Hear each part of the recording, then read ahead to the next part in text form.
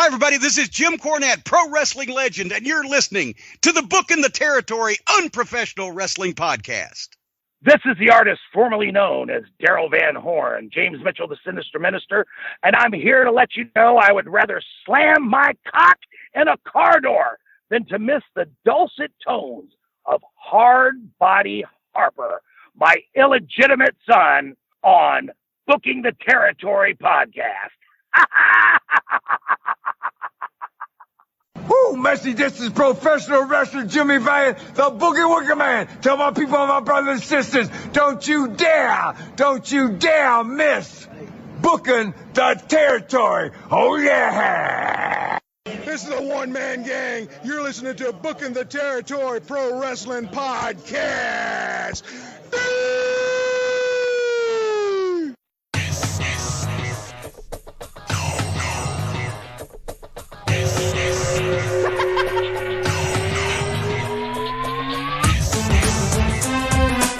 Welcome back, everyone, to this week's episode of Booking the Territory, the Unprofessional Wrestling Podcast, where today we're talking NWA Saturday Night on TBS from December the 3rd, 1988. I am sitting here with Hard Body Harper and not Doc Turner. Man, Doc's got a good problem. He's busy working, so he couldn't join us this week, so I had to call an audible. So I want to welcome in my old pal and friend from the Wrestling Podcast About Nothing to join Harper and I. Mean Mike Crockett. Michael Crockett. Not related to David Crockett and the Crockett's from Jim Crockett Promotions. How you doing, man? Welcome to the show. Welcome back. It's been many years. Yeah, it's been a while, huh? Lance was busy too. Is that what you're saying? Yeah. Where the fuck's Lance at? So this is like, he's like the fucking Von Erich cousin. Who's this asshole? Wait, who's the Von Erich cousin? Lance or Crockett? Crockett. God, that's kind of insulting, man. I mean, God, whatever happened to that fucking guy? Lance Von Erich? Yeah. Well, they kind of buried him on world-class television for one, which was messed up in many ways. But yeah, he's around. If I was Lance, I could probably tell you, but I'm not, so I have no idea about world class. So I love it. I love it because when Lance fills in, Harper ribs him, and now he's not here. He's like, "Well, where the hell's Lance?" Go ahead, Harper. Imitate Lance while you're at it. I got my programs from 1987. That was a show in 1985. Yeah, when the Von Erichs defeated Michael P.S. Hayes, and that was a good show. I got the program right here. Michael Hayes farted on it. Yeah. That's messed up, Harper. You're going to hell, man. He's a good guy. He really is. He's one of the nicest guys you ever know. No, so with Lance is also lucky, too, with coronavirus going on. He's actually got a lot more hours at work as well. So, Crockett, you're subbing for the two guys that had to work. We appreciate it, man. Thank you. Well, yes. Well, thankfully, my hours have been cut, so I can be here tonight.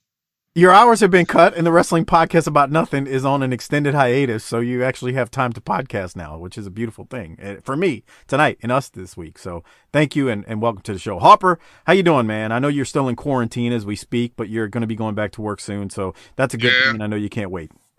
Burying dogs and watching Netflix. That's what I've been fucking doing.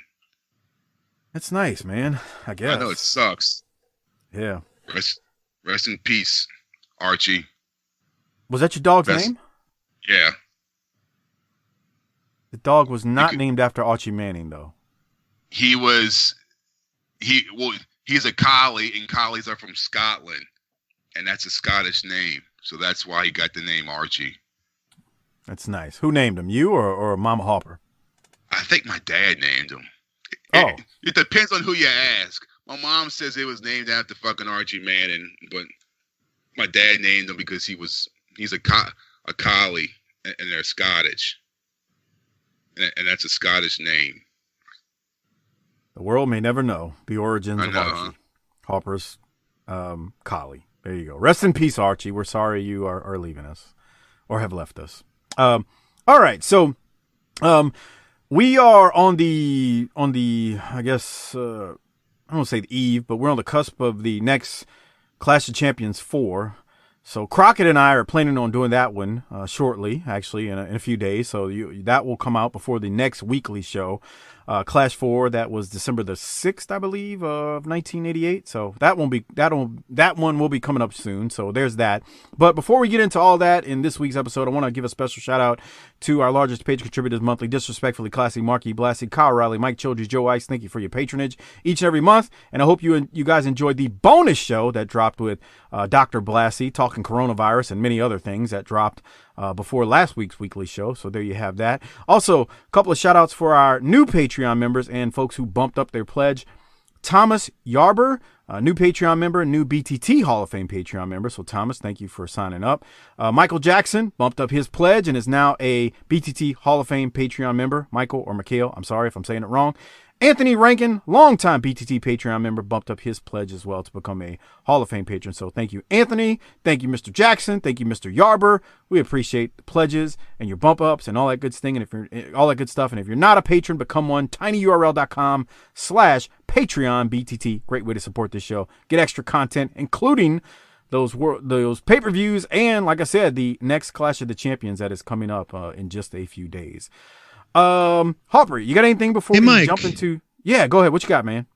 Sorry, how many people you got on Podbean still after you started the Patreon? There's still about 31 or 32 patrons on Podbean that haven't moved over to Patreon. Yeah. See, come on, guys, move over. You get video content over on Patreon. You get video content over on Patreon, but you know what I think it is, Crockett? I think it's because Podbean is like, for some people, they really like the app. Steven Jaworski, your buddy, Harper, he loves Podbean, just so you know. Yeah. He can crank them off. He can crank them off real easy on Podbean. He does it every week. But anyway, like he has told me, he sent me messages saying, man, I love Podbean. So he doesn't want to make the move. And I think there's a lot of people like that who just love Podbean. Also, I've noticed something about Podbean that is not true of even Apple Podcasts and some of the other podcast apps. For whatever reason, when it drops at every Thursday and Sunday at 7 p.m. Central Time, it's there at 7 p.m. Central Time. For whatever reason, Apple, Google Play, all the other apps out there, sometimes it takes a while for it to drop on those platforms for whatever reason. I don't know. Did you have that problem with the WPAN? Did you ever notice that? I have. That's why I mentioned it. A couple times on Podbean, actually, I've seen it be delayed a little bit, but for the most part, Podbean's been good to me. So, well, it was good to me, I should say. But yeah, I was just curious about the Podbean thing as opposed to the Patreon. I think just everyone move over to Patreon, except for Steven. He can stay where he is.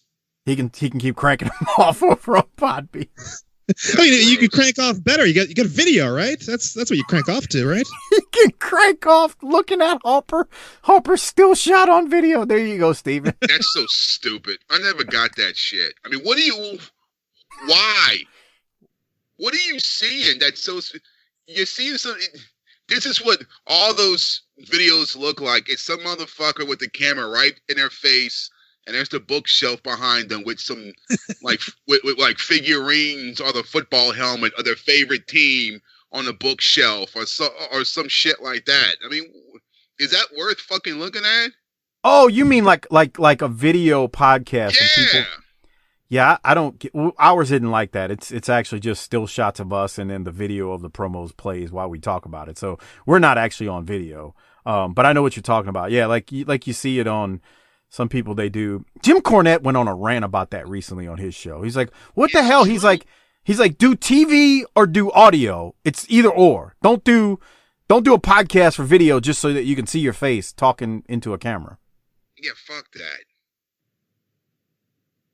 Well, now that we got that out the way, you know, what's that old saying, Crockett, for those type of people that like that type of thing? They like that type of thing. How do you say it? Yeah, the people like that. Yeah, you had it, I guess. Yeah. Okay. First one. The first one. Crockett, you got anything before we get into this week's show? No. Well, one thing. The Dusty Rhodes things from last week. The big angle with the Road Warriors. That is actually the first thing I ever remember seeing from Jim Crockett Promotions. I became a fan in '88, and of course, for those who don't know, I'm from the Northeast, Boston area. And so, WWF was my thing, and WrestleMania 4 was like the first big show I saw. But the first time I remember putting on TBS, I remember that angle. And it's really interesting that I'm coming on like right after that angle had happened. It really freaked me out. I don't think I watched again for a while after I saw that angle. It was pretty nutty, especially for a guy, used to the cartoon wrestling in the Northeast. So wait, that was the first thing from the NWA, the National Wrestling Alliance, you had ever seen was Dusty getting spiked.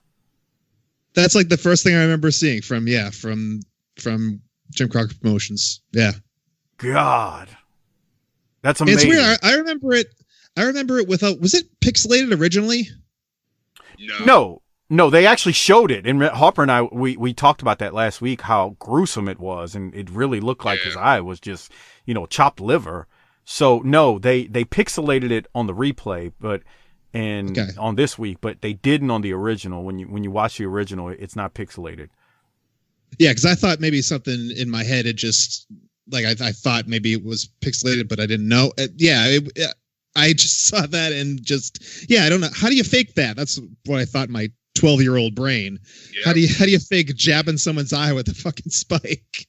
So it was it turned my stomach, and I went back to watching matches with Ken Patera in the WWF for a while. We forgive you all these years later. Don't worry, Crockett. It's okay. We understand. Thank you. It's not you had no say in where you were born and what territory you supported. It was what it was, so we don't blame you at all. This is the good stuff, though. Now that the WPAN is gone, and this is the good stuff, though. This is real wrestling, not that clownish stuff up in WWF territory. Yeah, so I guess now that the WPAN is gone, you've actually officially won the Uncivil War. I didn't think you'd bring that. Harper probably hadn't even heard that episode where no. I defended Southern Wrestling against Crockett's co-host Malonis, as he defended Northern Wrestling, but I won the Uncivil War. The South won over the North, and Southern Wrestling, that is. It's done. Yes. So I need you to declare that. Whenever you do one of these wraparounds for your shows that you are still dropping on that feed, like the old interviews, you need to make mention of that. You should probably do that. And you should probably repost the Uncivil War and just say, that I actually did win. That would make me feel good. That was legit, like, I think the favorite podcast that I've done was you and Malonis. It was just really great. And if people want to go and check it out, you can go to thewpan.com and look up the Uncivil War with Mike Mills versus Brian Malonis. Is like I said, my favorite episode we've ever done. That was fun. That was a fun one. We also did the other one. I like the one we did, too, where Malonis and I kind of swerved you when you thought I was going to bury modern wrestling, and basically Malonis and I buried you. Remember that? Yeah, the whole thing imploded and blew up in my face. Yeah. Yes, it was great. So, all right. Well, let's get into this week's episode of Saturday Night on TBS. Again, we're talking December 3rd of 1988. And let me get this video started. The show opens up. It starts with a replay of Dusty going after the Road Warriors right before the Road Warriors attacked him with the spike and the old angle where they spiked him in the eye. And then we head directly to the studio for this week's episode. Tony Schiavone says stay tuned because they will announce the special stipulation regarding the Lex Luger and Ric Flair world title match for the NWA world title at Starrcade. And then JR tells us he talked to Dusty and to stay tuned to hear what Dusty had to say in response to his attack on last week's episode. We then move to the first match of the show, and it is the I'll call it the original Midnight Express. They defeat Trent Knight and David Isley, who is introduced by Paul E. During the match, Tony tells us something he thought he'd never see, and that's Cornette's Midnight Express is getting cheers while Paul E's are getting booed, and Tony says he never thought he'd see the day that Cornette's team would get cheers. Crockett, I know you know how we do it. We usually don't spend a ton of time talking about some of these matches because the matches are kind of just a lot of times enhancement talent and there's not really much happening. But did you have anything from the match with Paulie's Midnight Express? I call them Paulie's. I mean, they call themselves the original, but I call them Paulie's. Anything though? Well, I think the move of the match was 6 foot tall, like 200-pound Randy Rose hitting a big splash. And the job guy sold it just like he should. Basically not selling it at all. Well, some of these job guys are superb talent, right, Harper? Yo. Some of these guys are fucking horrible. Yeah, was it last week, Harper, that guy that we talked about that was just the drizzling diarrhea? He was just It was either last week or the week before that. That guy had no business being anywhere near a professional wrestling ring. I mean, he shouldn't have even been a janitor in a wrestling ring. Nothing. No. Just stay completely away. I can't remember if it was last week or the week before, but the one guy we're talking about, it was so horrendous. It was disgraceful. But, that was how it was back then with some of these enhancement talents. Not all of them could be George South. Yeah. Harper, did you have any thoughts from this match? No. I mean, this guy wasn't bad for an enhancement guy. What's his name? David Isley? Yeah, he's not bad. Isley and Trent Knight are usually not terrible. And right. So, it is what it is. So, yeah, it was a typical match that you see on Saturday night. All right. So Did you see the match? Did you see after the match? What about it? Like right after the final pin, Isley takes the pin, and then Trent Knight comes in. Randy Rose is hitting him with a couple more punches on top of him. Trent Knight comes in, just nonchalantly pushes Randy Rose, who's on top there, and Randy Rose kind of pushes him back, and then nothing really happens. But it's this guy's got some balls. This fucking Trent Knight just wanders right in there and just starts pushing the talent around. It's amazing. He's got a set of stones on him to do that from an enhancement talent to do that to I guess an over guy. I will agree there. Yeah, that was something else. And it keeps freezing on me for whatever reason when I'm trying to watch it back. I believe there may be some network issues, but we'll see. Hopefully we can get through. Yeah, that's nothing new. So, all right, let's go to Paulie and his Midnight Express. They're going to cut a promo now, and let's see what they have to say. Ratings up like this and you give us opponents like this. Come on! How come you don't bring on Bobby and Stan on this show? First of all, let me make a couple of points right now. Jim Cornette comes out here and he stands behind his tag team because he thinks that nobody can get by him. See, I stand in front of my tag team for a simple reason. So I got enough confidence in them that just in case somebody tries to get to me, that they're quick enough to get in front of me and take care of the problem. Because they are the quickest of the quick, the slickest of the slick. They're the roughest, the toughest, the meanest, elitist tag team in professional wrestling today. And at Starrcade, Bobby Eaton and Stan Lane are going to find out who the real Midnight Express is. Let me get a little personal here for one moment. Bobby Eaton, I have a couple of friends on your side of the dressing room, and they told me all about the problems you're having, my man. That when you went home that night after we beat you up on television, that your little son came up to you, and he had tears in his eyes, and he was crying, and he said, "Daddy, why did Uncle Dennis beat you up? Why did Uncle Dennis leave you for dead on TV, Daddy? Why? I thought you loved Uncle Dennis, Daddy." And Bobby had to look at his kid. And I'll give you credit, Bobby, and at least you're honest to your kid, man. And he said, because Daddy betrayed Uncle Dennis. Because Daddy let Uncle Dennis down. Because when Uncle Dennis came to Daddy and said, "Hey, it's time now that we have to do something about Cornette and his lazy ways," Daddy didn't do anything about it. So, Daddy, I tell you what. You let your kid down, you let your family down, you let Jim Cornette down, and you let Dennis Condrey down. And at Starrcade, we're going to put you down for good. You're looking at the real Midnight Express. All right, ladies and gentlemen, Starrcade is Midnight Express against Midnight Express. Also, Ric Flair against Lex Luger. Coming up next, we're going to have... I'll go to you first, Crockett. What do you think about a young Paulie right here? Oh, I think he's always been tremendous.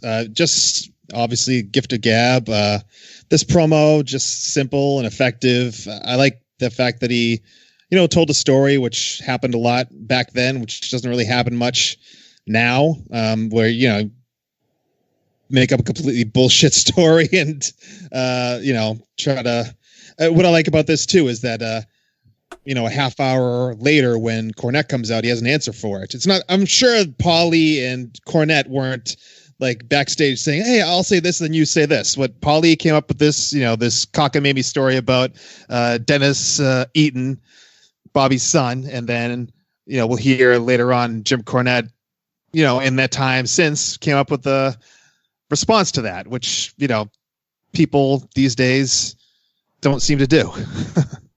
Yeah, they're not allowed to do it, but they oftentimes would respond to each other on the show. So that's a good point. Harper, what you got? I like it when he brings up the fact that that Cornette does stand behind his Stan and Bobby, and he stands in front. That's true. I never thought about it till he said it. Yeah. That's a lot of truth to it. Mm-hmm. That was a fun little fact. Yeah. Anything else? I mean, no, fuck it. All right, we go to the next segment. I'm amazed too that Doc. I heard Doc a couple weeks ago talking about how Dennis Condrey, 36 years old. Dude, it's 1988. They fucking look like they're like country. They're from like the Oak Ridge Boys or something. I like what you said, Harper. He looks like he just walked out of the bar. Yeah, like he just walked out of a fucking truck stop at fucking 2 a.m. and he's climbing back into his fucking big rig with a can of fucking Skull in his back pocket. And he sees this guy that he doesn't like standing outside. He's like, "What the hell are you doing, boy? Get the hell out of my way, man! I can't get in the back of my truck." You damn Yankee queers. Y'all gotta ruin everything. Y'all gotta ruin everything. 36 years old. That's amazing to consider. That's crazy. He's 36. Right here, 30. He looks 46. Easily. It's kind of like in the Smokey Mountain show. That kerchief was hanging. I thought that kerchief was coming up like a turkey neck, but no, he's a younger guy. 36 is amazing. I think about that. I mean, that's 8 years ago for me. Like feels like forever ago. Something else. So, yeah, good stuff. And we'll hear more from Corny later in this show. The next segment they jump to is a Starrcade update with Tony Schiavone and Magnum TA. Tony runs down the card again for Starrcade. We'll talk more about it as we get to it and the matches that have already been announced. And then they show the finish of the Baltimore match with Flair and Luger when it looked like Luger was going to win, but the Baltimore Wrestling Commission stopped the match due to a trickle of blood on Luger's forehead. Literally, he had a trickle of blood that came off his forehead, and it just was a popcorn fart. Jim Cornette has told that story a million times. We talked about it on our Patreon show when we did it. Tony and Magnum also announced that the match between Luger and Flair at Starrcade is a no DQ match this time. So there's that. No DQ. We got to have a winner. Did you have anything from that, Crockett, that whole segment?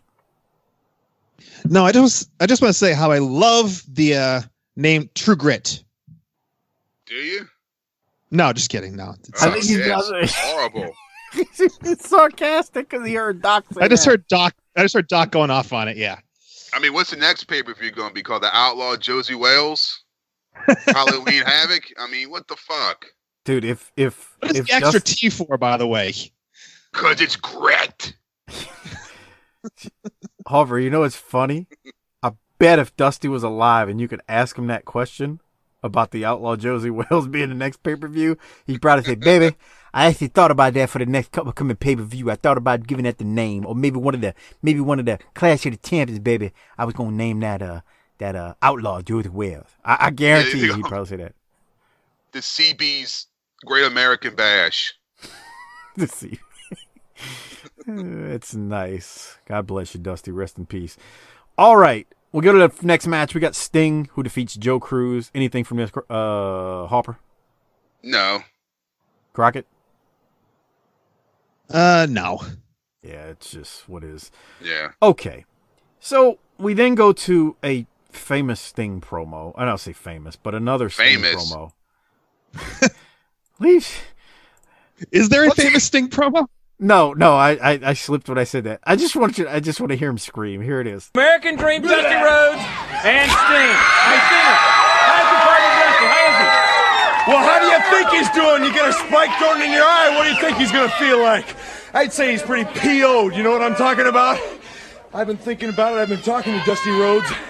I've been a good boy for so long now. A real good boy, haven't I? Dusty Rhodes has been a good boy. You know what being a good boy got me? Almost a broken neck. Almost a broken neck. Hawking animal. You know what it got Dusty Rhodes being a good boy? Almost his eye! 86th! Gone out of the picture! So you know what that means? No more good boy! I'm going back to my old ways if I have to, and so's Dusty Rhodes. We've been talking, like I said, and I'm gonna be so bad. Starcade, I'm gonna be so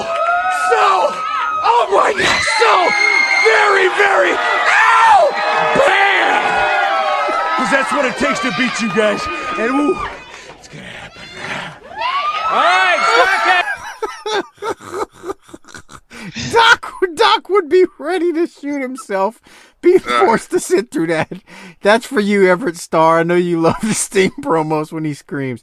All right, Crockett, you first. We haven't talked to you about Sting. Your thoughts on Sting?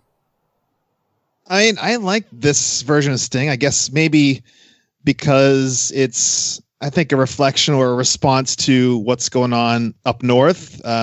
Obviously, when I would be watching WCW, you know, the World Championship Wrestling show on Saturday night, it was all like older people. I didn't see a whole ton of kids, but you know, obviously you got Sting there. They're showing all the kids. They're trying to appeal to a wider audience, it seems. I mean, I kind of like Sting. You know, Doc was probably tearing his hair out if he's listening to this right now, but I don't mind Sting at all. I think he's a hell of a better promo than the Ultimate Warrior. Yeah, I would agree. He's a lot better than Warrior on promos. I'll repeat what I've been saying, and Harper, I want to get your thoughts in a second. He was for the kids, Sting was, and that's why he was over. I know, you know, for some people, they didn't like him, and we complain about his promos a lot of times on Saturday night. With that said, Harper, your thoughts on Sting right there. He was there for the kids. Oh, I mean, bro, don't tell me he's not a mixture of Hulk Hogan and the Ultimate Warrior. Oh, yeah. Yeah. With the face paint and all that shit. He's from Venice Beach, California. I mean, hello. Yeah. Banging and banging. Yeah, I can't disagree with you. But you laughed. You and I were both laughing when he was flexing and screaming. Doing it, he's like, I've been bad. Really, really, oh God, bad. You were thinking this promo is really, really bad. This is bad. Sounds like he was cranking one off. That is the Steven Jaworski crank one off moment for the week. How bad Sting was right there. There you go, Jaworski. Thank you very much for your contributions on the Facebook group. Okay. Any other thoughts, Harper, before we keep going? Nah. All right. We get a replay of Dusty Rhodes getting spiked by the Road Warriors, and as you can see, it's pixelated. If you're watching on our Patreon video, they pixelated the replay. But I have to say, it was vicious when you saw his eye. It was pretty nasty looking how his eye looked when they did it last week. So a very, very big moment, and I enjoyed talking about it. So Crockett, and as you said, that was your first taste of I can't call it Jim Crockett Promotions, but that was your first taste of the NWA. So that's interesting that was your first taste. For someone like me and Doc, our first taste was, you know, Harley Race and Ric Flair at Starrcade many moons ago. So very interesting. So we have a very large time gap of the time when we first saw the NWA versus you. So, but good stuff as Dusty gets spiked. Now, let's keep going. We're going to hear a promo from Dusty. An eye for an eye, baby. Let's go to it now. It happened just last week right here on the Superstation. And fans, as you know, Dusty was taken to the hospital. David Crockett went with him, and we were all concerned about his career. Well, Dusty Rhodes is not a man to stand idly by. And like Jim Ross said at the top of the program, you're going to hear some comments from Dusty Rhodes, and certainly exemplifies the meaning of Starrcade, true grit. Right now, let's hear from Dusty Rhodes. This is Dusty Rhodes, the American Dream. I've been doing a lot of thinking here the past few days. There's something more involved here than winning and losing. Maybe even more than a career. Maybe even more than a legendary athlete, Dusty Rhodes, the American Dream. I've been battered, I've been beat, I've been scraped, and I've been cut, brother. I've been cut like a knife in my heart by many, many things, but always I got on my two haunches and rised up because I am the American Dream and conquered all and came back from all. But this is just a little bit too heavy, Road Warriors. You should have made it a point to get both of them, Daddy. Don't just get one. Don't take one limb. Don't take one heart. Don't take one ear, and don't take one eye. Because I'm breathing. That's the scary part for you. I'm breathing. That's the main thing for you. I'm breathing. You got to live with me breathing, baby. When I get up in the morning now and look out of one eye at my children, I think of you. Now the world's title at Starcade, we gonna take that. But I'm going to take just a little bit and a whole lot from you, Road Warriors. And between now and then, if Sting has to carry me on his back down that aisle, if he has to drag me in a wagon, I'm breathing. You understand what I'm saying? You should have got it done. It's violence for the sake of violence. And now I will turn it around to my violence, my lightning bolt, my fire, my thunder. An eye for an eye. Dusty means business. Harper, what do you think? That's good shit, man. Yeah, I agree. You fucked up, man. You fucking left him breathing. You should have killed him. Which is funny in its own right. He's like, y'all should have murdered me. Oh, boy. Wrestling. Okay. And then not too long from here, you're going to see him in polka dots. Yeah, that's pretty amazing. Yeah. That's how I know him. You got what the? Where'd you find him? Okay, Crockett, so I got a question. I think you're going to be with us next week, and who knows, depending on Doc's work schedule.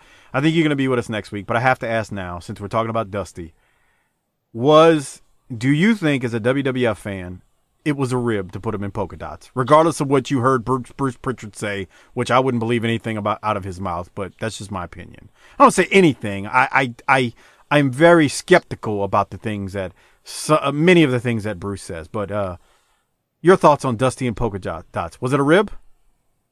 Of course, of course. They got Dusty up there. They already did the thing with Virgil. Does Bruce Pritchard say that they didn't name him Virgil because of Dusty as well? I don't remember. I seem to remember that, that has nothing to do with why we named him Virgil. That's what I thought, but I couldn't remember from because I listened to that episode and I just was like, I think Bruce you know how sometimes you say something so much you really start to believe it? I think he really believes that. And I'm like, dude, there's no way it was a rib. God, you put the man in polka dots. Come on. Yeah, whatever. I remember a kid watching it. I was like, why is he dressed like this? Acting like polka dots. Acting like a buffoon too, Harper. Yeah. Gotta dance. Fat guy's gotta dance. That's what Brian Malonis always says. And then they gave him Sapphire. Rib on top of a rib. Dude, they ribbed the hell out of him. So you do agree it was a rib, Crockett? Of course, man. There's no way it wasn't. Just trying to make the guy look foolish after he took it to him for a few years down south. Yeah, agreed. Okay, so Crockett, your thoughts on the promo? I mean, just one of the classic Dusty promos, and a guy from the Northeast like me is aware of it, knows it. It's I mean, there's not much you can really say to critique. I do like how he insinuated he has two hearts. Yeah. What the fuck does that mean? I don't know. I don't know. Don't cows have two hearts? Wait, two stomachs, what? one or the other. I think. Oh yeah, that's it. They got two stomachs. Where did you pull that from? Well, he talks about how you got to take both of them. Take an eye, take a heart, take a limb. I guess. Yeah. Hey, it worked for me back then, so I'm not going to complain. But an eye for an eye, that was baby. just a nitpicking. No, the promo overall is fantastic. Oh yeah. It's not like that hokey stuff up north that you were watching at the same time. I agree. That is true. All right, so we go to the Cornette, who introduces the Midnight Express, who they defeat Bob Emery and El Negro.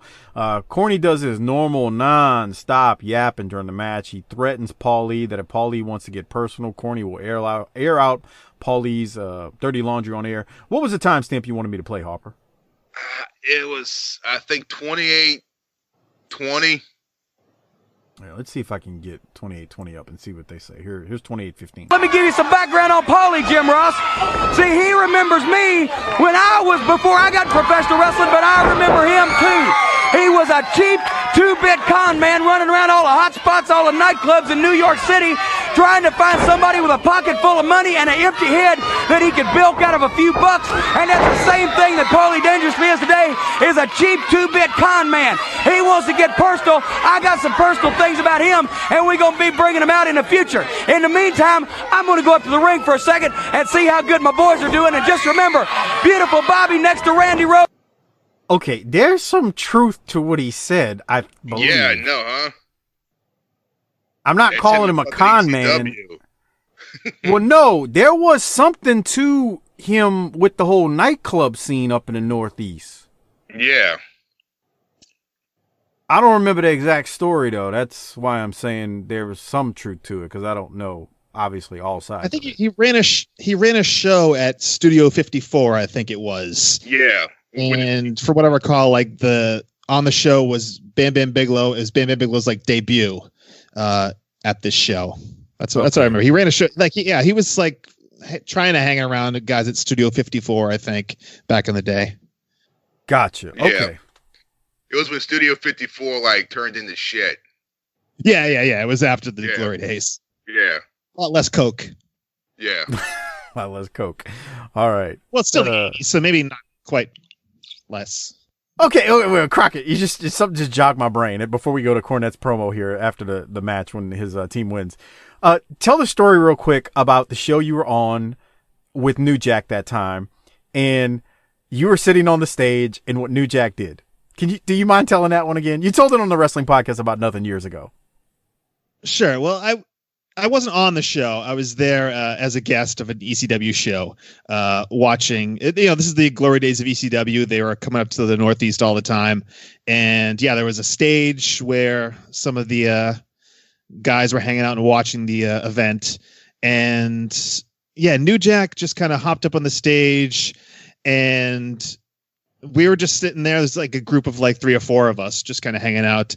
So he screams out like over our head, like to somebody who probably wasn't there on the other side of the stage. Anybody got any heroin? That's and it scared it scared the shit out of you.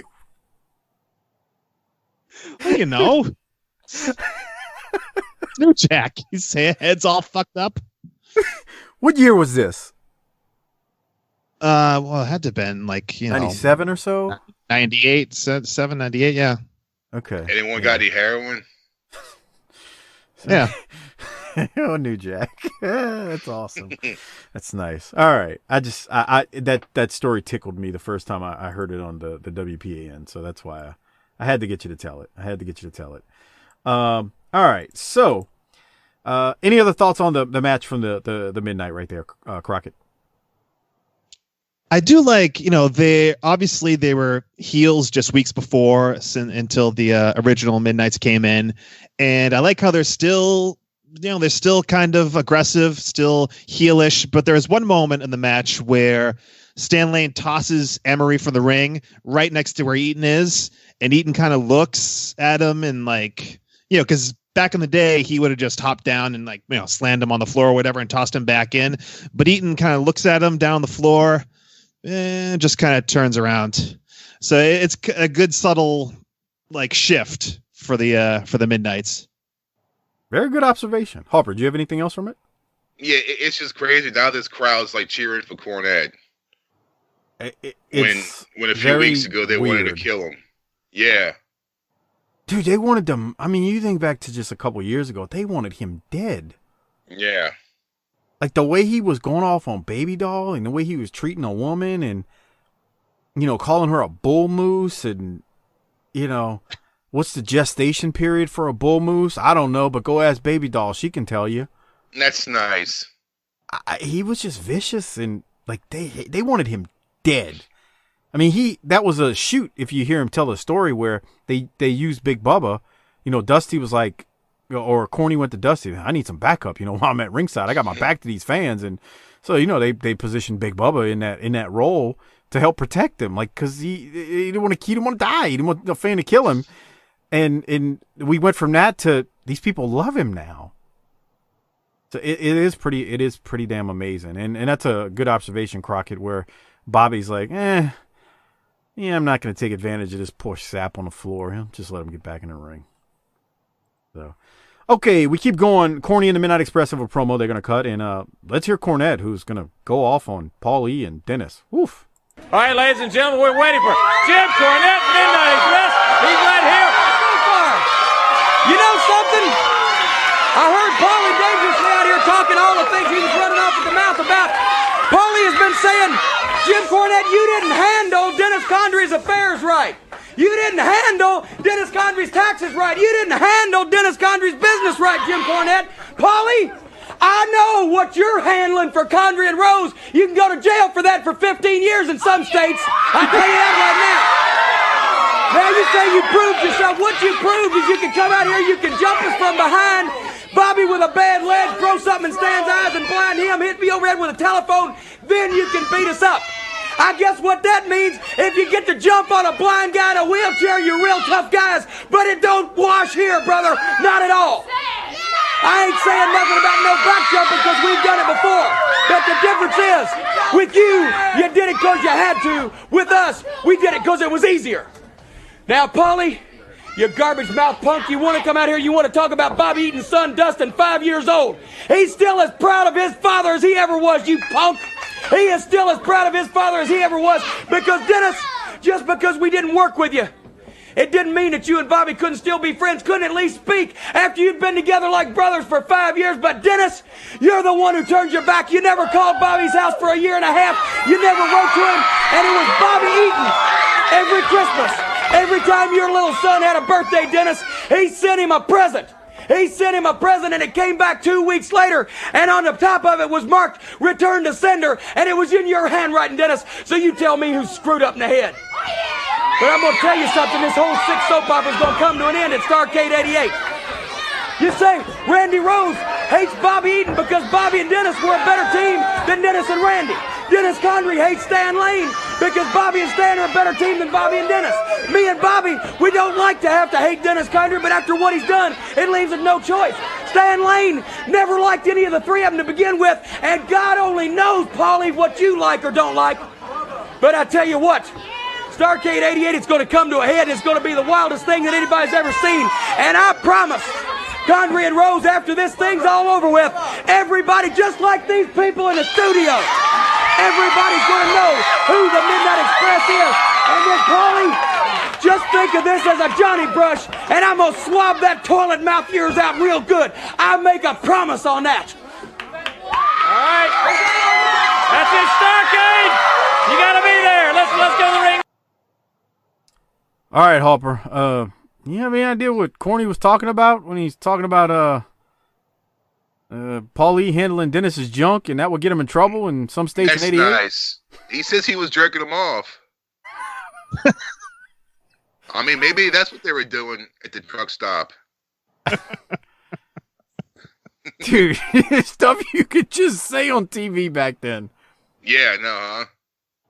Nobody batted an eye. It just was like, oh, he got him. Look what he said about them. Yeah. Oh, ooh, everybody's like, oh, wow. Try that on Raw nowadays and see how far it gets you. Yeah, okay. Because then he called them Paula earlier during the match. I couldn't figure out if he was trying to say they were gay. He's saying that he's queer with the ponytail. Right. But then, I don't know. I could figure it out. I knew what he was trying to say, but it just was like, I almost wish he just would have said it back in 88. Yeah. Just say it. All right, Harper, anything else? No. Crockett, your thoughts on our beloved Southern wrestling? No, I love the fact that, these guys were heels, as I've said, for a long time. And there's nothing worse than a heel who turns babyface and then suddenly he's out there slapping hands with the fans like the next week. It's just terrible. There's no continuity there. I like the fact that Cornette's like, yeah, we back jumped people before, but you guys did it because you had to. We just did it for fun. That's perfect. It's playing into the fact that they're babyfaces. They're the babyfaces in this situation, but they're not necessarily, straight on slapping hands and kissing babyfaces. Well, and when you've made the quote unquote babyface turn too, you come across as someone who is just being honest, and that makes you more endearing to the fans who are now cheering you. Because you're like, yeah, we did do some of that. I'm not gonna lie, I did that, and it is what it is. So it's like, well, he's telling the truth. So yeah, he must have changed a little. And there still is some heel stuff to it, but I agree. I actually, and I was just adding to what you said. I think it's just more, that makes them more endearing. Anyway, Stan Lane. Harper, did you catch Stan Lane? Just kind of eyeing the women in the crowd and winking and whatnot. He's like, I'm going to fuck that one. I'm going to fuck that one. I'm going to fuck that one. It's just pretty amazing. Hey, you know what else I noticed was when they showed someone with that Midnight Express sign. Yeah. And if you notice, since there's been this sale, you've been seeing signs in the crowd, and it makes me wonder if they just made signs and they handed them out to the fans to put up for the camera. Well, we would see signs every now and then, wouldn't we? I can remember seeing a Cornette for President sign. And really? It was, yeah, there was, there's been a few. For the past 2 or 3 weeks, I've been noticing that, the Steiner one and There might be something to that, or they may have encouraged it. Who knows?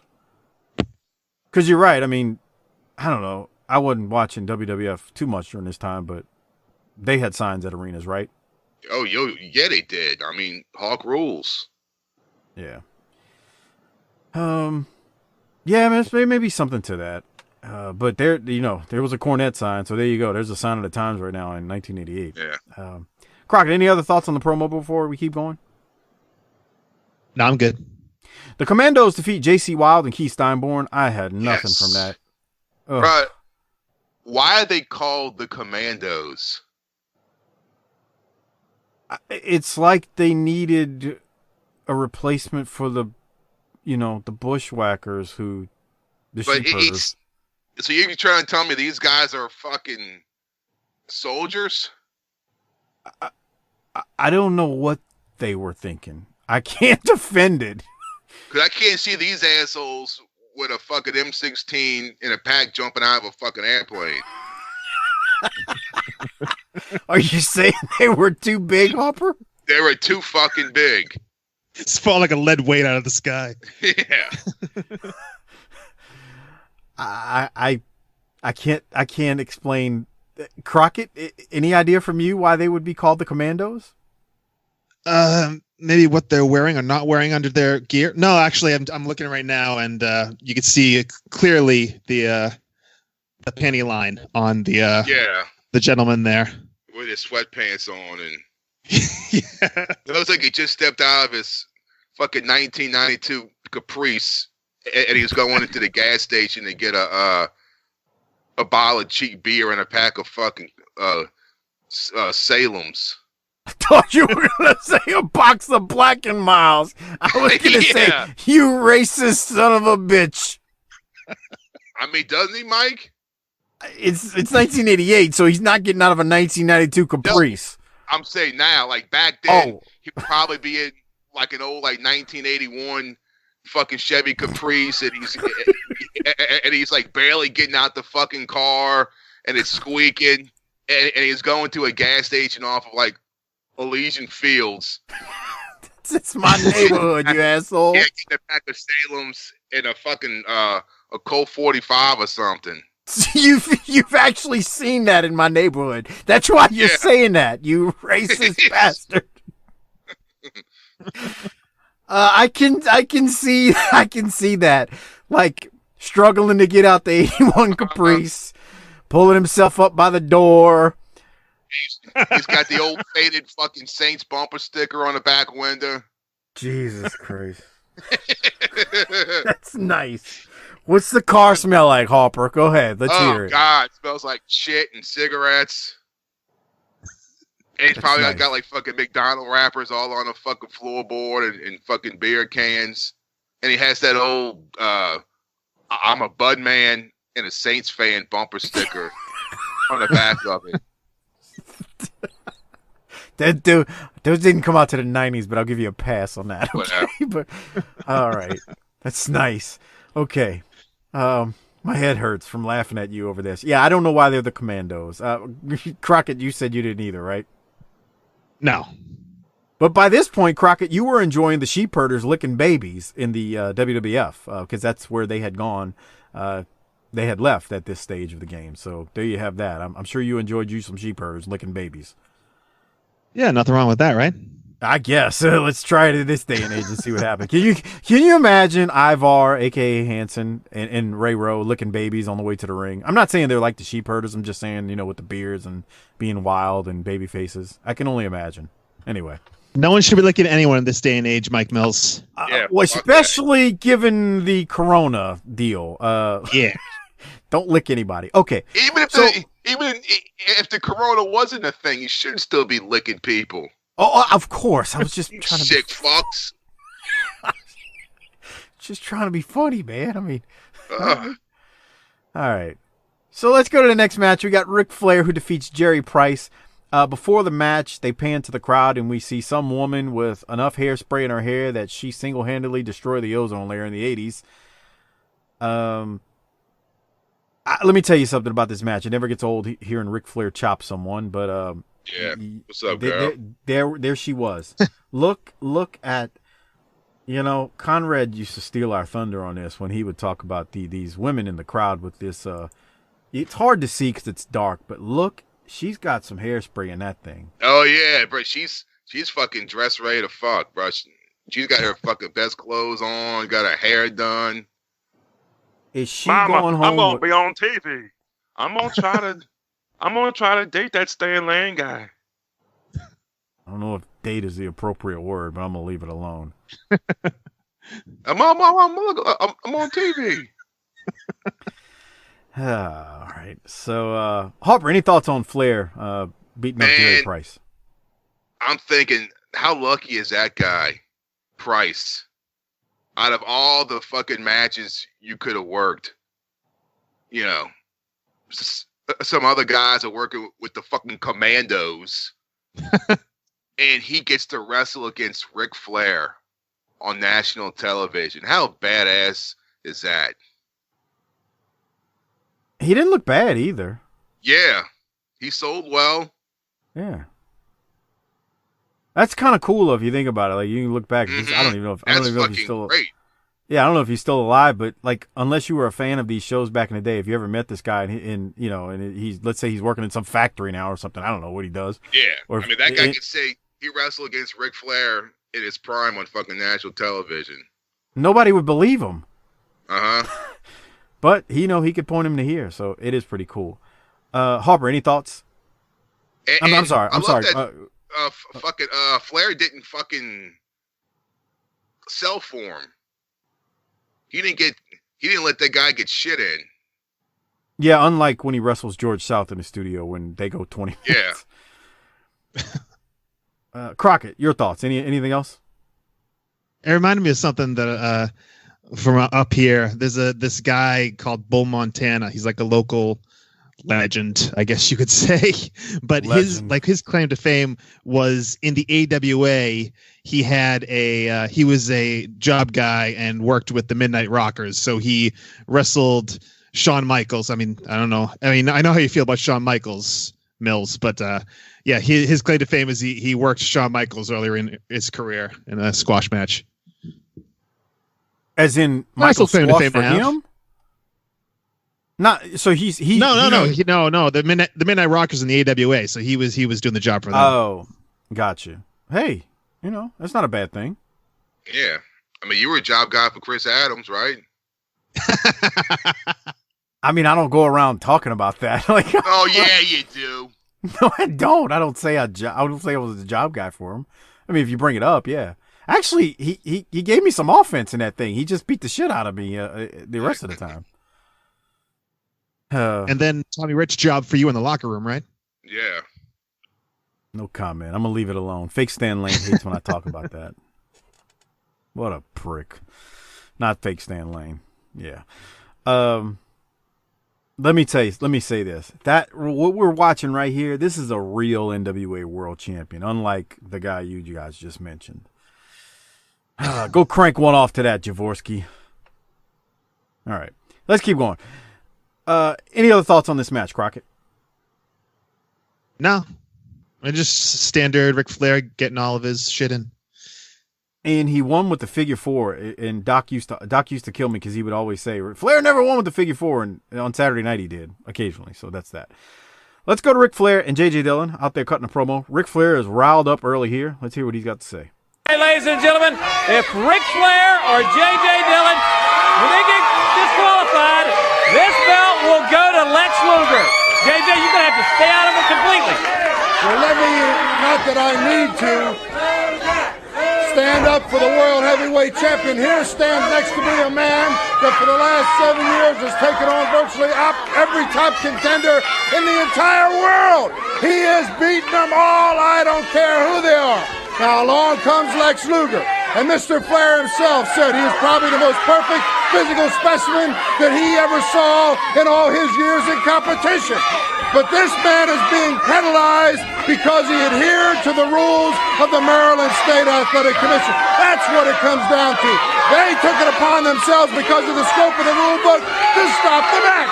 Now they're saying we're waiving the disqualification clause, which is a slap in the face to me to imply that I, after 7 years, would stoop to do something to try and save the title for this great champion. I am frankly very insulted. Luger is going to have to get out there. He's going to have to fight the greatest match of his career, and he's going to have to prove that he's a better man, and as great an athlete as he is, I'm sure he has what it takes.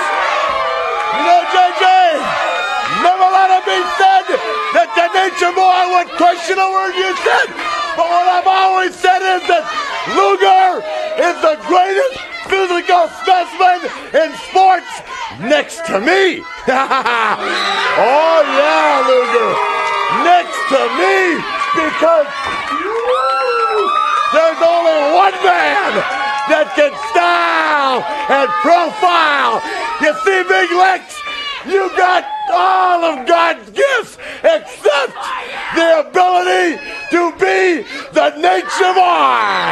And pal, Starcade 1988, you gotta walk that out, knowing that out of the other door comes the Golden Stallion himself, looking as only I can look. And you know what I'm telling you? This time, they said to themselves, we got to beat Ric Flair. So, they put a disqualification rule in that says if the Nature Boy or the Mastermind get DQ'd, this goes to Big Lex. Well, let me explain something to you. Last night, when I was laid up at the Marriott with Janie on my left and Mary on my right, Yeah. Woo! There's only one man that can I assured the whole world that Lex Luger will never be man enough to beat the Nature Boy, because the bottom line is, it just couldn't get any better than this. All right, ladies. Harper, your thoughts? That's Ric Flair, man. At his best. I mean, what can you say?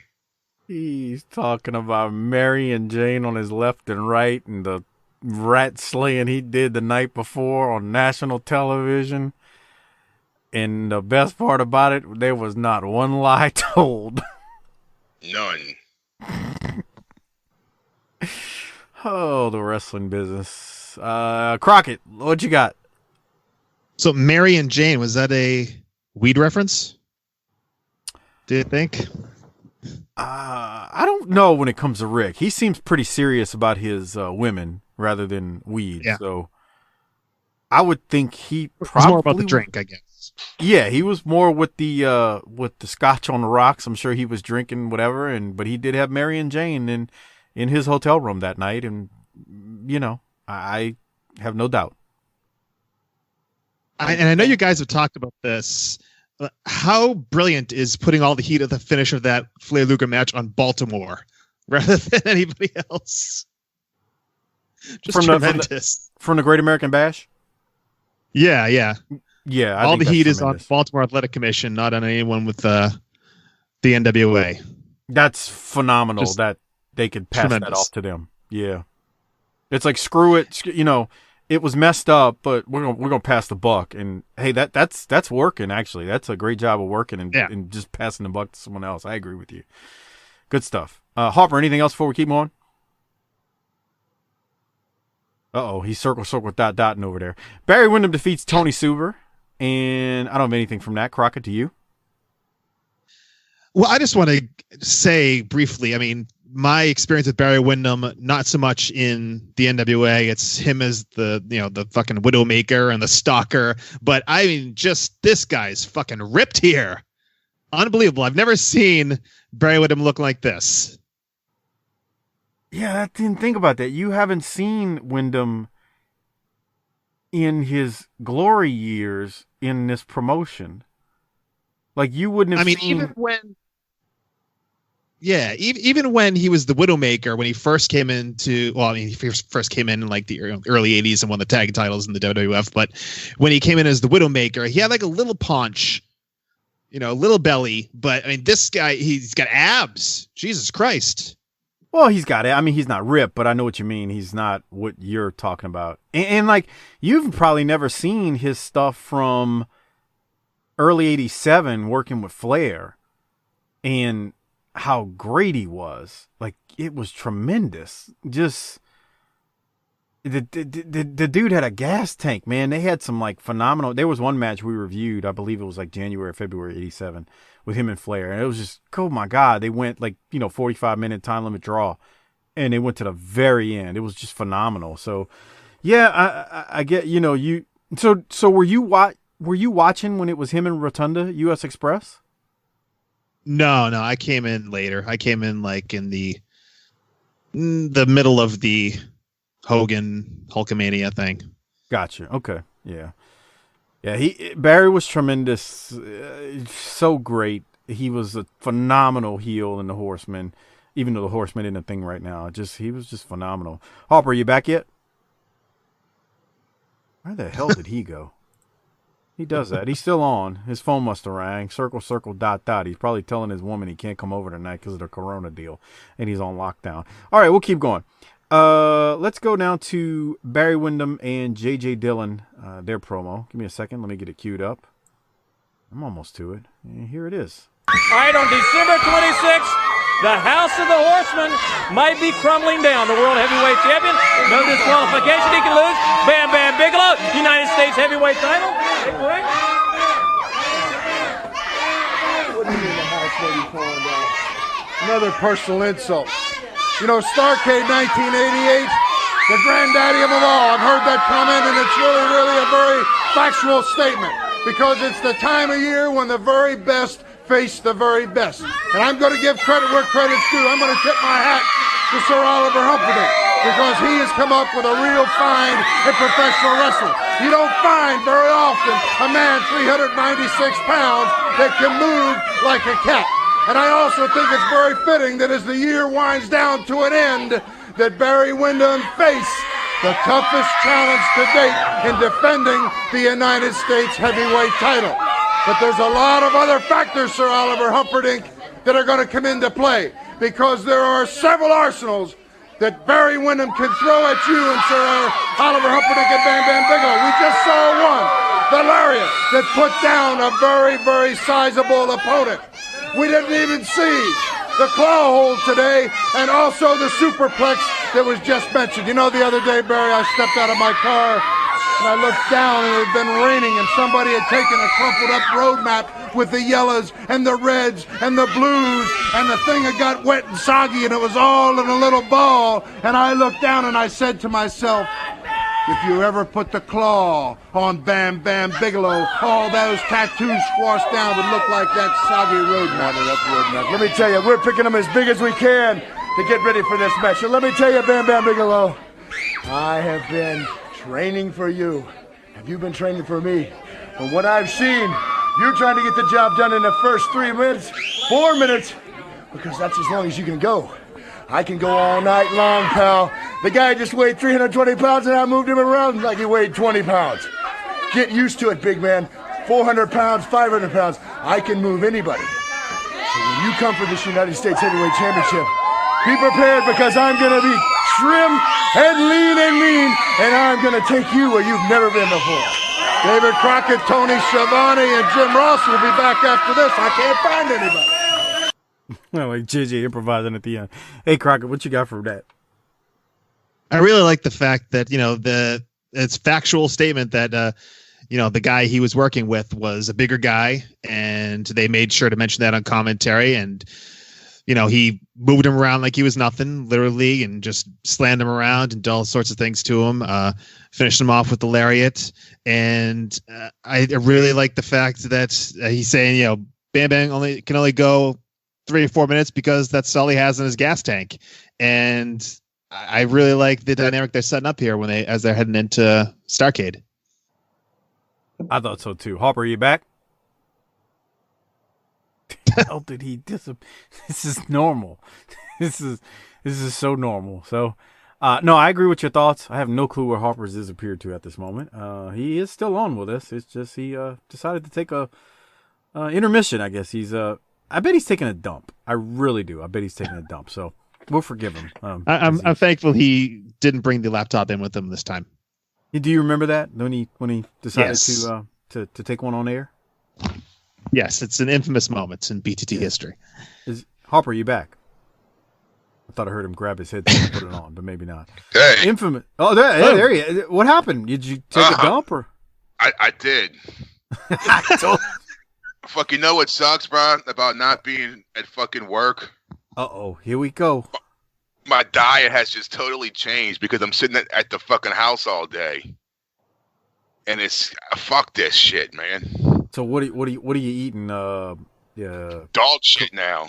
Cookies and Yeah. ice cream and Yeah, fucking Cheez-Its and fucking jelly beans because it's fucking Easter. So let me guess, your dumperoo schedule's probably off too. Yeah, dude, for real. Because I'm used to eating my 2 cans of tuna and my fucking egg whites during the day, and that's all I eat all fucking day long until I get home. And now, because you're home all day, you're just munching on anything and everything. Right, like an asshole. I hear you, man. I hear you. That's not good. You got to get that correct. For everybody wondering, Harper does not have corona or anything. He's just he's at home because a coworker may have been ill, so they're just being safe with him. That's all. So don't worry. He's okay, and he's probably going to be fine. So there's that. So that's what's going on. By the time you hear this, he's probably going to be back to work anyway. So there's that. Okay. So Rick Steiner defeats Randy Hogan. Any thoughts from Rick Steiner right here, Harper? Remember when I told you when I saw him live, he took the kid and put him over the fucking the barricade. Yeah. That's what he's doing there. That's the same thing he did. Apparently, that was his thing. And he's this goofball, so it works for him. Yeah. Crockett, any thoughts from you on Steiner right here? Yeah, dude, the German suplex that he did just fucking would have ended any normal man's life. But this Randy Hogan, he's a Hogan, so he was able to withstand it. But people were watching this back then, thinking, "You think that's like his cousin or something?" That's exactly what they thought. There's no ifs, ands, or buts about it. They were like, this guy's got to be related to him. That was thought of. Trust me. 100%. Oh, and he's definitely leaning into it. I mean, look at him. Yeah, he's got the freaking mustache. It's the hair and everything. Oh, God. But wouldn't it be awesome if he wore a bandana? They should have put him in yellow tights and yellow boots, too. That would have been hilarious. Oh, boy. Yeah. All right, let's go to Rick Steiner. I want Crockett's thoughts on the fans and what they're chanting once we're done. Here it is, because this happened last week, too. He's December 26th, Starcade. Right. Who you're against now, remember? The world television title? Come on, let me guess.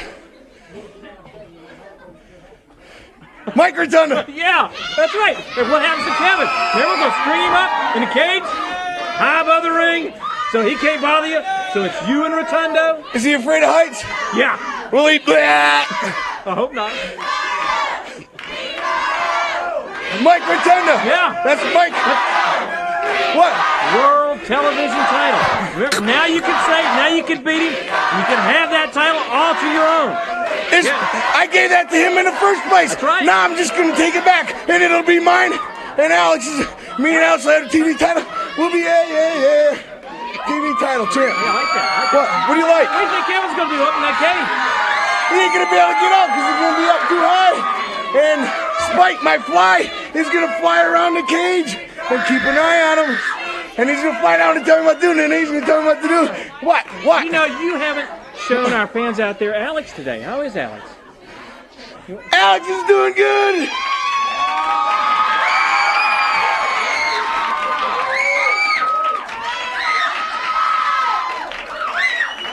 What? Huh? What did Alex say? What did he tell you about the championship? One fall, 20-minute time limit. You can do anything you want to him. He told me I don't have nothing to worry about Kevin Sullivan. Alex is keeping an eye on Kevin Sullivan, and I'll take care of Mike Rotunda just like I always knew I could. God dang it. All right, I like it. All right, ladies and gentlemen, Rick Steiner, Starcade, World Television Champion. Would that be great? Jesus Christ, Harper, what'd you think? Right, it's like Big when the kid turned into an adult.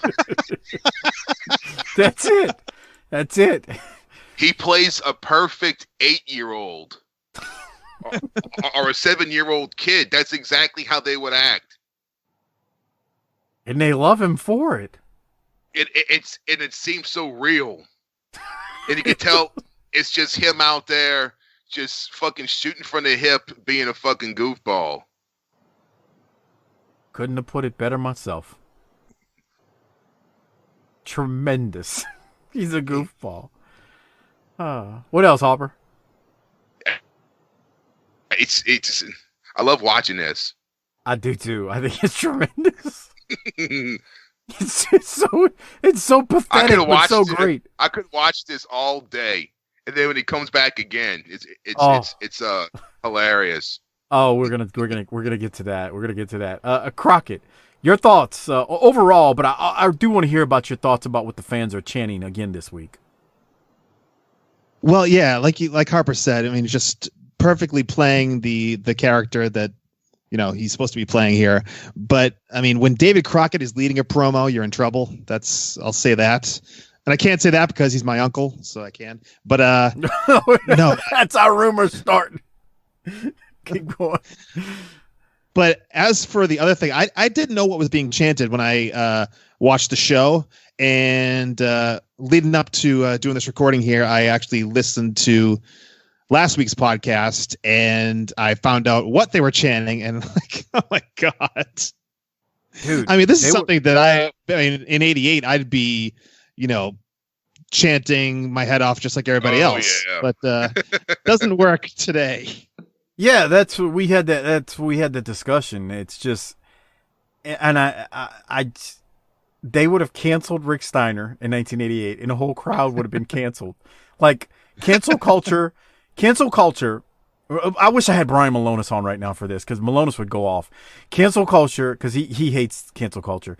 Would take pictures of the fans chanting it, and would post it on Twitter and social media, and in attempt to get those folks fired, like from their jobs, for saying that. I tell me I'm wrong, Crockett. Yeah, I mean, that little girl that was being coaxed in the ring by Rick Steiner, if they had a picture of her put that on Facebook today, I mean, she wouldn't be able to get a job anywhere. Yeah. And just imagine if she wouldn't have been shy if she got into the ring. You think she would have pinned him? Probably. I just picture those fans when they chanted to the audience, when they were chanting the R word, and there were quite a few fans just pumping their fist, chanting it, and like it was just quite all right in 1988 to say that. It's like, wow, this is just that does not hold up well in 2020. Oh boy. I mean, even 10 years later in the Attitude Era, I mean, The Rock was calling Kane the Big Red. Oh yeah, that's true, huh? That's true. I mean, so this is more of a recent phenomenon, I think. Yeah.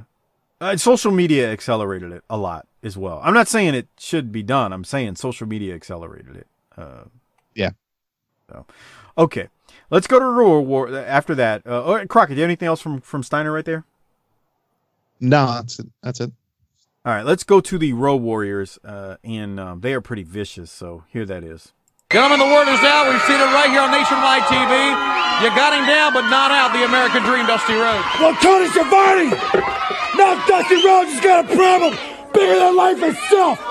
He's got a problem with the Legion of Doom and the Road Warriors. First, your biggest mistake, Dusty Rhodes, was coming out here on nationwide television and even think about challenging me. Because I can beat you on your best day, and you know it. Now that was your biggest mistake, as these people out here are watching right now. You don't challenge the Road Warriors. We don't take any regrets. We don't even think twice about what we're doing. We got a set plan. Paul Ellering's great mind has everything worked out, what we're going to do to the finest detail. Dusty Rhodes, we use you as an example to everybody in professional wrestling. Don't question the Road Warriors or you will pay the price. Tell them, Hawk. Oh, have we been on a hell of a roll. You know something? First we lay out Sting and Luger. Then we capture the World Tag Team belts. And then we decide to take a spike to Dusty Rhodes' eye and shatter everybody's dream. Your dream, Dusty Rhodes, is going to be your nightmare. Because we're walking death right here, Dusty Rhodes. Something you can't handle. Something anti-Rhodes. Something anti-matter. A matter-of-factly. Prop, please. Thank you, precious Paul. Oh, you're one of the best that ever managed. The best for the best. Animal, pretend this is Dusty Rhodes' eye. Sting! You got it the first time. Watch your back, Sting. Next time you ain't gonna walk. We snack on danger. We dine on death. And this apple is no stinking good. You know, Tony Schiavone, if I gotta cut off Ellering as usual. But, thank you. Your thoughts first, Crockett, on the Warriors right there. I mean, I love We're Walking Death. Tremendous. And I think this is the first time I've ever seen a gimmicked apple. Why do you say that? It was gimmicked. Was it? What do you mean? What do you mean it Yeah. was gimmicked? How do you gimmick it? They did something to it. That's what I'm wondering. But he hits it with this little spike, and it just like perfectly Splits in half. cuts in half. Yeah. Kayfabe, brother. It Anyway- does anyway. split perfectly, and it does. Like they almost had it like started, and it just kind of he wedged it apart. Yeah, that's what I think. I mean, it wasn't like cut completely, but they did something to it. Yeah. Anyway, this promo was ended perfectly by Hawk. You know, this apple is fucking terrible. Then Precious Paul, thank you very much for cutting him off, because he goes on for another minute and just garbage. Oh, he does not need to speak ever. Oh, Crockett taking a shot at the legend, Paul Ellering. That's nice. Ah, man. Anyway, so there's that. Jaworski loves when I cut off Ellering, just so you know, Harper. He cranks it off. He takes a break and cranks it off when I cut off Ellering. Well, that's a good thing. I guess, it's his thing. So all right, Harper, your thoughts on the Warriors right there. It's they don't want to boo him. They don't want to boo him. They're so good at being heels, it's hard to boo them. I totally am with you. They're so good. They stab Dusty in the eye, and they still don't fucking boo him.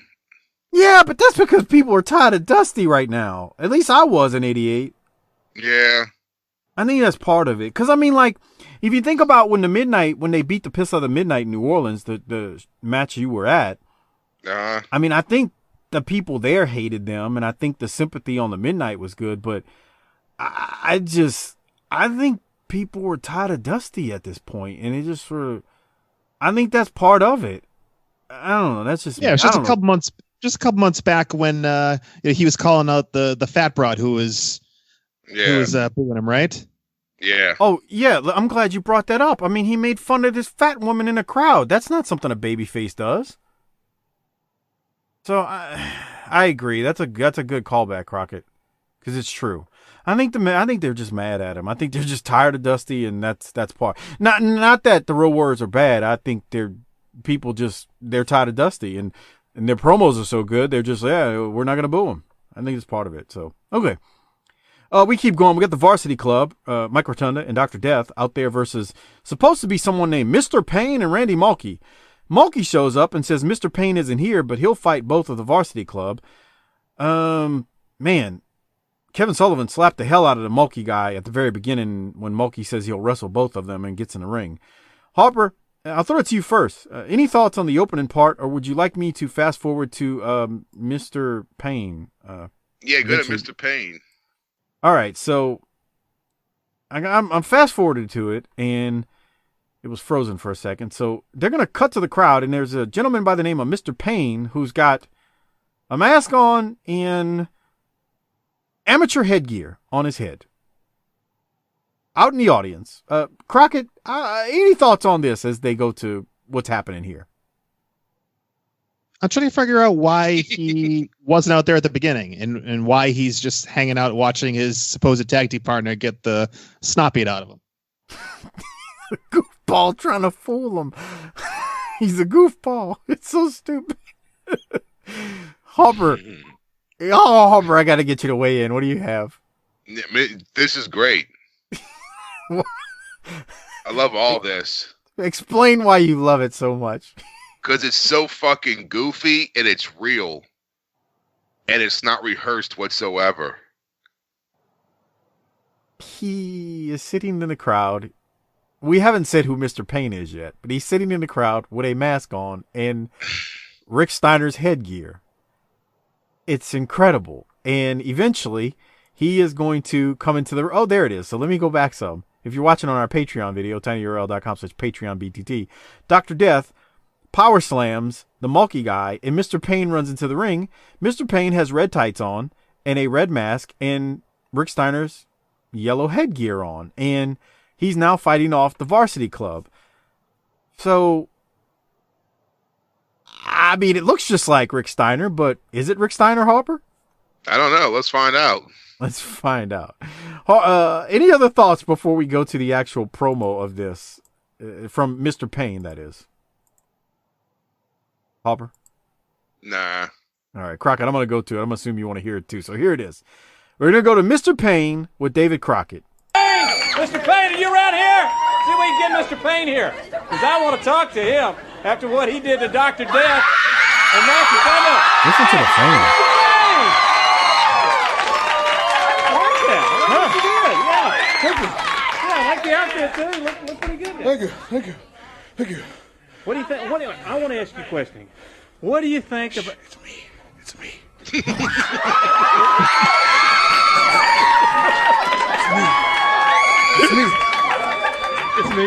It's me. I got Ralph with me today. Ralph? What happened to Alex? Alex is Rick Steiner's partner. This is Ralph. It's me. Crockett can't keep it together. What do you want to tell me? I want to ask you about Starcade. What? Huh? Those two goons that you just took, all right? I'm talking about Dr. Death and Mike Rotundo. You know, right, okay. Dr. Death is the guy that got me taken out of the varsity club. Well, I'm going to have a few things up my sleeve in my old uniform for old Dr. Death. I'm getting sick and tired of being traded around, traded this, doing this. Kevin Sullivan slapping me. Had enough of that. Oh my. I used to do that. Kevin Sullivan, he's going to be way up in the rafters. All right. What? Dr. Payne? Mr. Payne? Mr. Payne! Mr. Payne. All right, I like it, Mr. Payne. I'm really Rick. All right, ladies and gentlemen, miracle to come. I love this. We'll see you later. Harper, you want to describe what just happened? He was like a little kid. Like, it's me. It's me. At the very end, he even said it. I'm Rick Steiner. Okay, the best part about that actually was David Crockett. He couldn't keep it together. He was just breaking kayfabe. He was just laughing at him. Oh, boy. All right, Harper, what else you got from it? It's so terrible. This is just so fun. It's fun to watch. It was tremendous. Crockett, did you have anything from this? It's so stupid.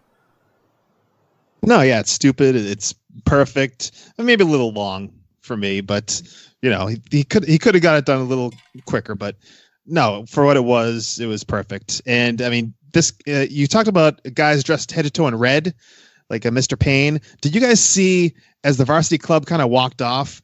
One of the cameramen was in a full red Adidas jumpsuit from head to toe. I saw that. Yeah. Absolutely tremendous. Like Run DMC in 1984. So awesome. Dressing the part, I guess. I don't know if he's dressing the part. He's just who knows? I mean, Corny said it used to be cold in that studio, so maybe that was his way of trying to stay warm. I don't know, but yeah. This did go on for a while, but Steiner, he's so goofy. It's just ridiculously stupid in the best way possible. So it's something else. Mr. Payne, aka Rick Steiner, right there. He did everything but take the mask off completely and say, I'm Rick Steiner, but I'm Mr. Payne. So we go straight from that to Paul Jones. I have nothing from Paul Jones, Harper. What about you? No, bro. No. He's so tired of Paul Jones at this point. Yeah, that's like what I say. Oh, well, if they lose a match, they're going to see what their identity is. I don't want to know what their identity is. I could give a fuck. Harper does not care about who the Russian assassins are. No, I don't. Dumb, huh? Ugh. Stop. Let me remind everyone, the Powers of Pain walked away from the territory and went up north to Mike Crockett's organization, and this is what we got stuck with in the aftermath. Ugh is right. Ugh is right. Crockett, did you have any? I have nothing from Paul Jones. It went on way too long. Yeah, how long were the Assassins around? Just a couple of months at this point?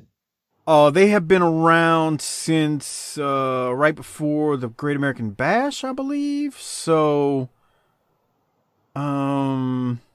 6 months? Yeah, it's a while now at this point because we're in December, so they're pushing 6 months at this stage. Yeah. Just say 5. Say 5. But say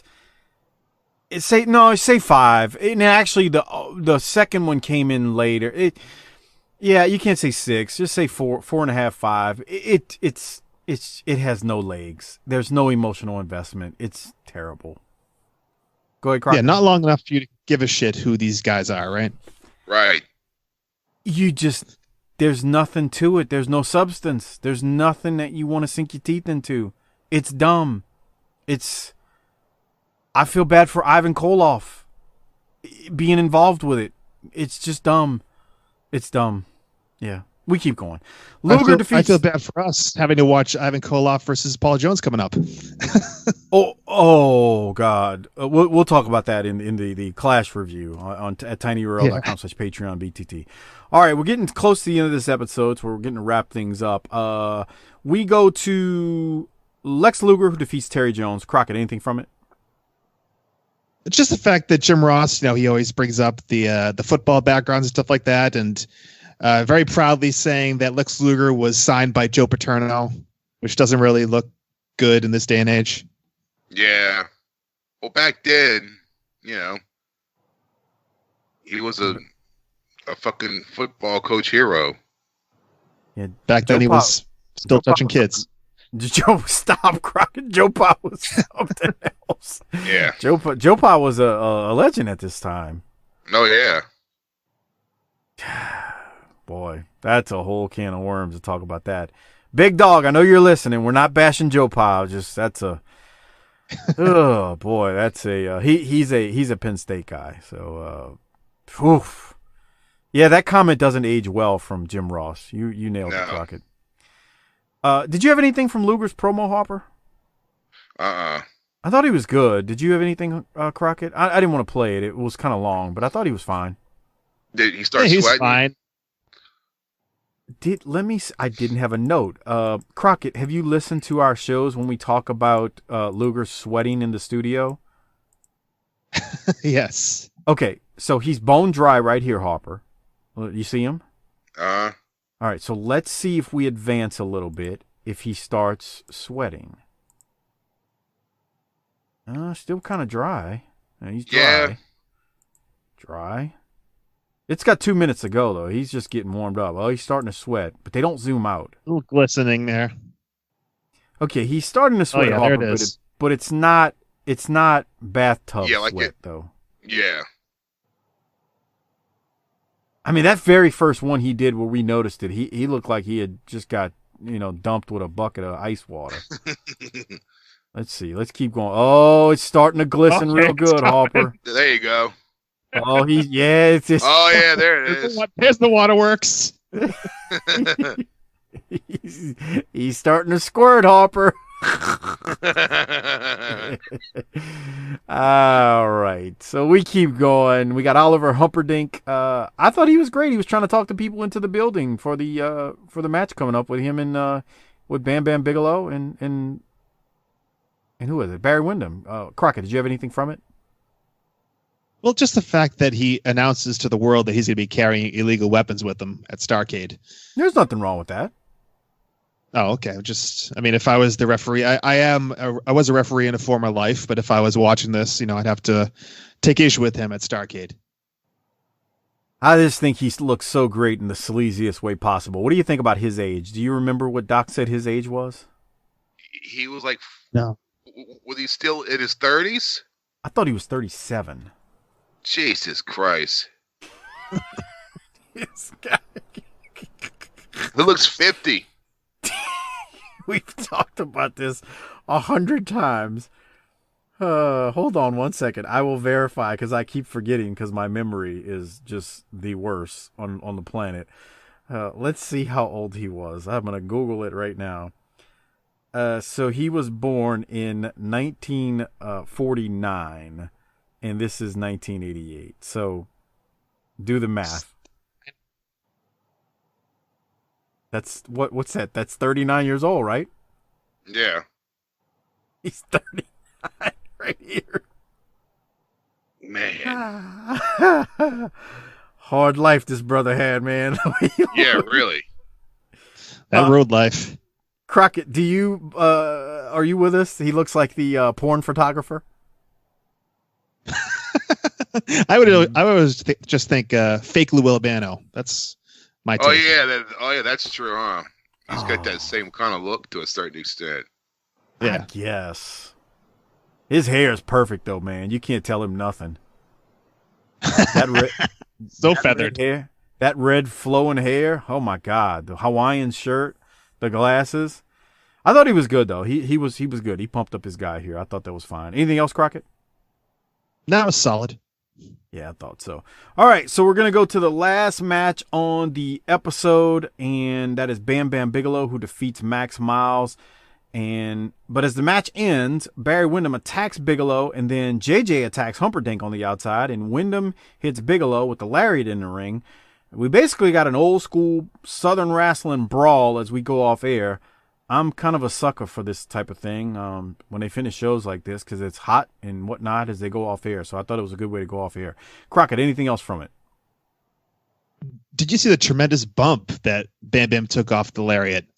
Yes, that's why I was pointing it out. I'm trying to fast forward to it because it was real. You know, Bigelow, he will sell for guys almost to a fault, I think, with some of these enhancement talents. But it did look good. It's coming up here. What else did you have, Crockett?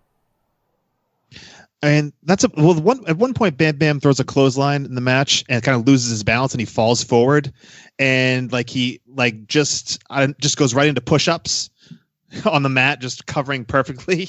You don't really even notice that he kind of fucked up, but he goes right into push-ups, which is still pretty impressive for a 300 and whatever pound guy. Did you ever cross paths with him in New England at all? No, Bam Bam. Okay. No. Okay, I was just curious. Harper, any other thoughts as they brawl and go off air? I mean, good JJ was trying to kill what's his name? Dude. Look at him. He's like throttling die.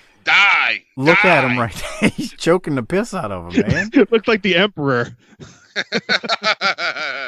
That's actually look at that camera shot when Barry attacks Bigelow. I thought that was a great camera shot because what they did was they kept the focus on both things.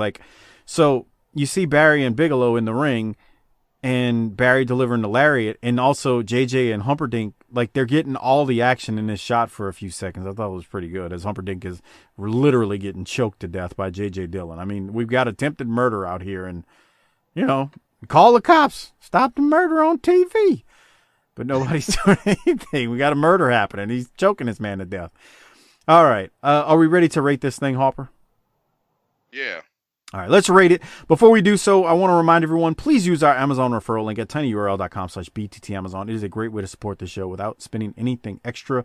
Again, that's tinyurl.com/bttamazon. Give that link to the wives, girlfriends, ladies, dudes, family members, whoever uses Amazon, give that link and tell them to use it every time they use Amazon. All right, Crockett, I want you to go first. Who are you going to give your Rolex to on this week's episode? You know how we do it. Yeah, I mean, it's got to be Dusty, right? It's just a classic Dusty Rhodes promo. There's really, I'd say maybe Cornette would be second place, but that Dusty promo, you can't beat it. I thought Dusty was good. Harper, who are you going to give your Rolex to? I give mine to Rick Steiner. Okay, you want to know what's funny? I have Steiner written down as well. I thought Dusty was good. I thought Cornette was good. Rick Steiner is a straight clown, a buffoon, and I had to give it to him because of that. I had to. So Rick Steiner's going to get it from me. So we got 2 Rolexes for Rick and Steiner, that is, and we got 1 for Dusty. Harper, what are you going to rate it? I'll give it a B, a solid B. Just a B? Yeah. All right. I hear you. I'm going to give it an A. I thought this was a really good episode. I enjoyed it. The Steiner stuff, Ric Flair, Paul E. at the very beginning, Jim Cornette, good promo, Dusty, good promo. Sting was pitiful as usual on the mic, but hey, it is what it is. And I'm going to give it an A. What are you going to give it, Crockett? Yeah, I mean, I was thinking B too. There's obviously no match that's worth anything in the show. I mean, the promo, I like I said, Dusty, classic promo, but nothing besides that really makes me think this is an A show. Yeah, for me, it's a B too. Oh, that Northeastern WWF bias, giving it a B. We talking about Harper rated the same thing. Yeah, but you know, he gets a pass because he's a Southern guy. Yeah. No, that's fine. That's fine. So we got 2 B's and I give it an A. All right. Well, we're getting to the end of this week's episode. But before we get out of here, I want to give Crockett an opportunity to plug the Wrestling Podcast About Nothing. Now, I know they aren't doing new shows, but they have a long catalog of really, really good interviews with some top talent in the world of pro wrestling. So I want to give Crockett a chance to talk about that. Let us know what's going on over there. Even though it's not technically new stuff, it may be stuff you've never heard. Like I said, they had a really, really good interview with Warbeard Hansen, a.k.a. Ivar now in the WWE. So, Crockett, if you want to tell the people what's going on over on your feed, tell them how to find you on Twitter and what's going on the WPAN feed. Yeah, so on the WPAN feed, Wrestling Podcast About Nothing, like Mills said, we ended the podcast episode 200, so solid 4 years. We ended it basically because everyone got busy, and then basically the world ended, and now everyone has nothing to do. So it's kind of perfect timing on our part. But anyway, I am releasing interviews that we've done in the history of the podcast on the feed. You can find basically the feed and my social media, everything else on our website, thewpan.com. That is thewpan.com. And Brian Malonis, I mean, he's ROH superstar, but they are shut down, as just about every wrestling promotion is shut down. So I guess if you want to support, please support independent wrestling. And if you want to support Brian Malonis specifically, you can go to brianmalonis.com and check out the t-shirts he has there. And because we're all hurting now with what's going on out there. So make sure to support, if not Brian Malonis, just any independent wrestler you find in general. Go to their pro wrestling tee shop or whatnot, and try to give a little something to these guys that really got blindsided and have no dollars coming in these next couple months, probably. Rough times for indie wrestlers, man. It's rough times. It's crazy. But Crockett, I'm glad you plugged the WPAN and all the classic interviews you're dropping with Hansen and whatnot, and a bunch of others as well. It's not just Hansen. I mean, I know you guys have had a bunch of ROH guys on and whatnot. So, no, good stuff. And like Crockett said, support independent wrestlers right now if you can by purchasing their t-shirts or any other way that they have out on their social media that you can support them. Harper, I'm not even going to ask you about Wildcat because, the brakes have been put on to everything, including Wildcat. So, motherfucker, it's a very, very strange time, man. And I don't know how else to say it other than to say it's a very strange time. Yeah. So, Harper, anything else, though? Anything else before we get out of here? And any shenanigans? Nothing. No, you've been stuck at home, man, huh? Yeah, I can't do shit, bro. That's coming to an end. You'll be out. I hope so. You'll be out in another day or two. Don't consider the don't off yourself. It'll be all right. Don't be scared. I've been off of myself, man. That's so boring. I've been doing it about 4 times a day. Okay. Get it? Yes, I got it. All right. All right. So, everybody out there, follow us on our social media, whether it's Facebook at facebook.com/bookintheterritory, or on Twitter at BTT_podcast. All that good stuff. Check out our t-shirts on the Pro Wrestling Tee store. Check out the wrestling. I was almost about to say, Mike, check out the Wrestling Podcast About Nothing, but check out our Vantage Point, the Retro Wrestling Podcast with Mike and I's buddies, Joe Murata and Michael Quinn, the northern version of BTT. Slightly classier, a little bit more professional, but still fun nonetheless. They support us, so please support them. Thanks, Joe and Quinn, for all of your plugs, and give them a listen. I think you'll like them. They're independents just like we are. Again, the northern version, definitely classier, not as filthy. They are the professional wrestling podcast. We're the unprofessional, so there's that. And check out the Bottom Line Cast with Mike Prue and JV, our ECW hosts. They also do a podcast on the career of Stone Cold Steve Austin. That's all I have. Crockett, anything else before we get out of here? No, I'm good, man. Thanks for having me. You'll probably be back next week, so thank you for joining us. We loved having you. Crockett, anything before we... I'm sorry. Harper, anything before we get out of here? Nope. All right, Harper, hit the tagline. Get us out of here. Book it, bitch.